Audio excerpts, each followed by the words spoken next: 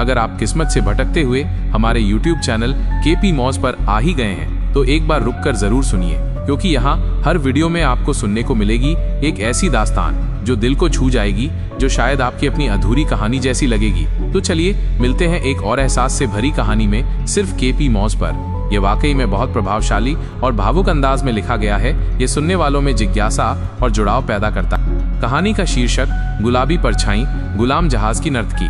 भूमिका 1741 का साल था। अरब सागर की लहरों पर एक जहाज बहता जा रहा था, सुल्ताना ए ताकदीर। ये कोई आम जहाज नहीं था, ये था एक गुलामों का व्यापार करने वाला जहाज, जहां लोग बिकते थे और जिंदगियां हार जाती थीं।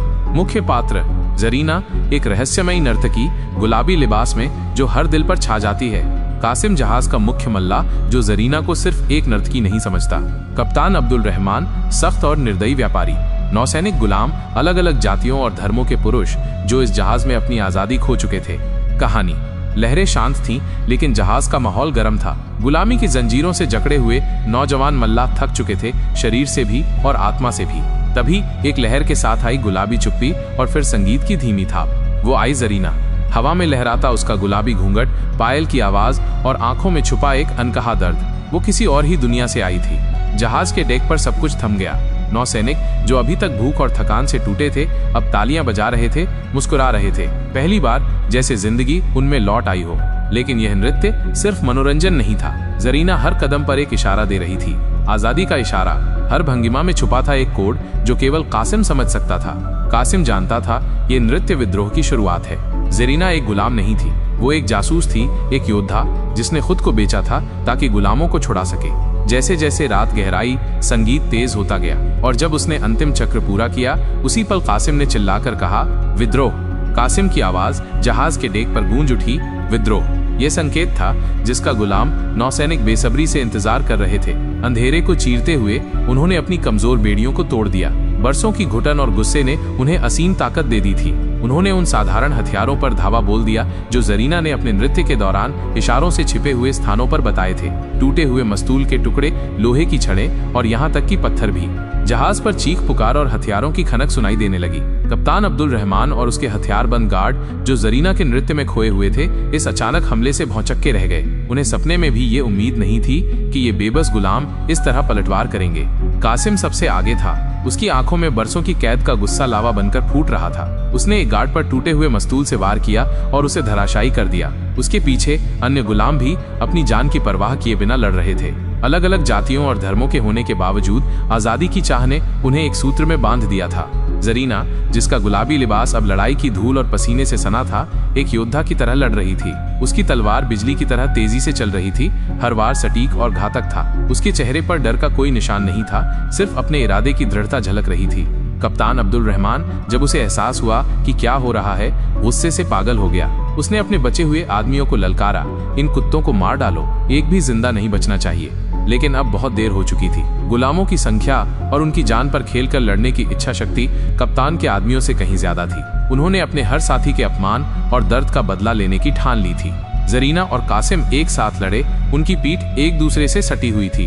वे एक अटूट जोड़ी थे जो आजादी की राह में आने वाली हर बाधा को कुचलने के लिए तैयार थे। जरीना की फुर्ती और तलवारबाजी और कासिम की ताकत और नेतृत्व ने गुलामों में नया जोश भर दिया।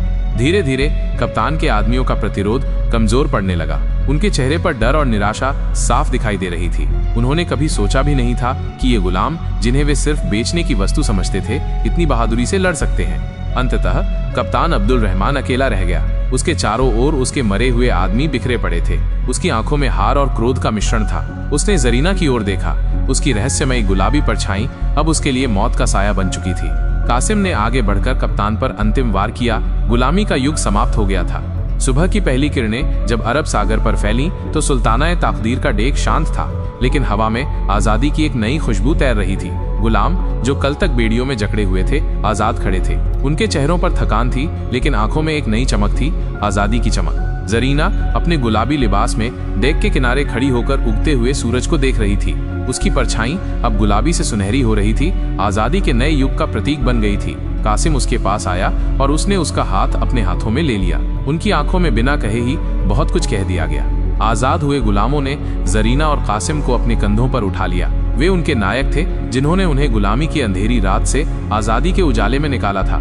सुल्ताना-ए-ताकदीर, जो कभी गुलामों का जहाज था, अब आजादी का प्रतीक बन गया था, और जरीना की गुलाबी परछाई हमेशा उन लोगों के दिलों में उम्मीद की किरण बनकर जीवित रहेगी जिन्होंने आजादी के लिए अपनी जान हथेली पर रख दी थी। आजादी की सुबह, विद्रोह के बाद सुल्ताना-ए-ताकदीर पर एक अजीब शांति छा गई थी।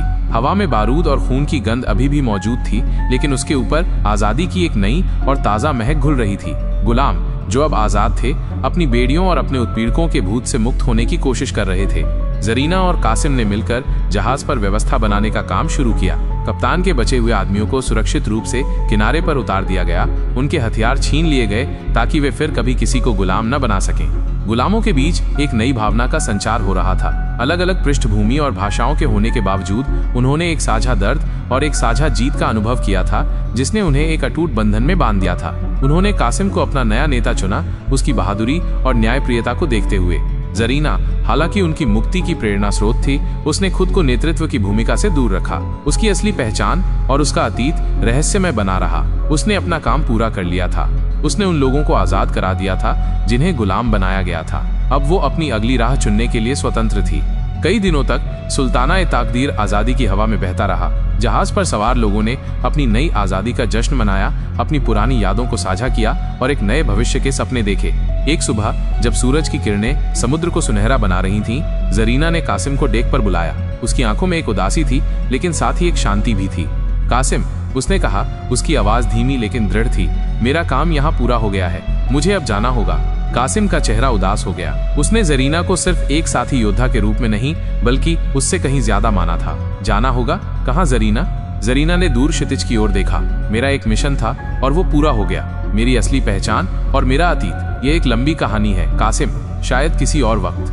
कासिम समझ गया, जरीना एक रहस्य थी, एक तूफान की तरह आई और चली गई, जिसने उनकी दुनिया बदल दी थी। उसने जबरदस्ती उसे रोकने की कोशिश नहीं की। क्या हम तुम्हें फिर कभी देख पाएंगे? उसने पूछा। उसकी आवाज में उम्मीद की एक हल्की सी किरण थी। जरीना ने मुस्कुराया, एक रहस्यमयी मुस्कान जो कासिम को हमेशा याद रहेगी। हवाएं तय करेंगी कासिम, हवाएं तय करेंगी। उसी दिन जब जहाज एक छोटे से तट के पास पहुंचा, जरीना एक छोटी नाव में सवार होकर चली गई। उसके हाथ में सिर्फ एक छोटा सा थैला था और उसके बदन पर वही गुलाबी लिबास था जो उसने जहाज पर पहली बार पहना था। कासिम और आजाद हुए गुलामों ने उसे किनारे से जाते हुए देखा। उसकी गुलाबी परछाई धीरे धीरे क्षितिज में विलीन हो गई। वे नहीं जानते थे कि वो कहाँ जा रही है या वे उसे फिर कभी देखेंगे या नहीं, लेकिन वे कभी नहीं भूलेंगे कि उस रहस्यमयी नर्तकी ने उन्हें आजादी दिलाई थी। सुल्ताना-ए-ताकदीर ने अपनी यात्रा जारी रखी, अब एक आजाद लोगों का जहाज बनकर। कासिम ने एक न्यायप्रिय और निष्पक्ष नेता के रूप में उनका मार्गदर्शन किया, और हर बार जब वे अरब सागर की लहरों पर सफर करते तो उन्हें जरीना की याद आती, उस गुलाबी परछाई की जो गुलामी के अंधेरे में उम्मीद की किरण बनकर आई थी। जरीना की कहानी जहाज के नाविकों और आजाद हुए गुलामों के बीच एक किंवदंती बन गई। वे उसे गुलाबी परछाई के नाम से याद करते थे, एक रहस्यमय योद्धा जिसने अपनी पहचान छिपाकर अपने नृत्य के माध्यम से और अपनी बहादुरी से उन्हें आजादी दिलाई थी। उसकी कहानी हमेशा उन्हें याद दिलाती रहेगी कि आजादी अनमोल है और इसे पाने के लिए किसी भी हद तक जाया जा सकता है। और अरब सागर की लहरों पर कभी कभी ऐसा लगता था जैसे हवा में एक धीमी सी संगीत की थाप सुनाई दे रही हो और क्षितिज पर एक धुंधली गुलाबी रंग की परछाई दिखाई दे रही हो, जरीना की याद दिलाती हुई उस नर्तकी की जिसने गुलामों के जहाज पर आजादी का नृत्य किया था।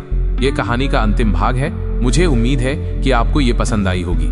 अगर आपको हमारी कहानी अच्छी लगी हो तो हमारे चैनल को लाइक, कमेंट और सब्सक्राइब कर लें ताकि हमारी कहानी आपके पास सबसे पहले पहुंचे।